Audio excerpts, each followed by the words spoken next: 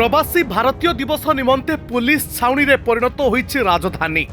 राजधानी एबे अभेद्य दुर्ग पलटिथिबा बेले रसुलगढ़ बाणीविहार जातीय राजपथ रे सकाळु घटिछि विभत्स हत्याकांड। चलंता बाइक रे जाउथबा जने युवकक मुंडकु हाणी हत्या करिसंती दुर्बृत्त। फळे राजपथ उपरे पड़िछि मुंडविहीन मृतदेह। एपरि एक चांचल्यकर घटना संपर्क में प्रचारित हेबा परे भयभीत होई पड़िसंती राजधानीवासी। मृतकों परिचय मिल पारि नथिबा बेले हत्याकारी घटनास्थल फेरार हो जाइछि। तेज आज सकाळ प्राय 8टा बेले रसुलगढ़ बाणीविहार ओभरब्रिज उपरे जड़े युवक स्कूटी रे जाउथुले। ए समय पछरु एक बाइक रे आसिथिबा दुई युवक चलंता गाड़ी रे जाउथबा युवकंकु एक मरणास्त्र रे चोट पकाइथिले।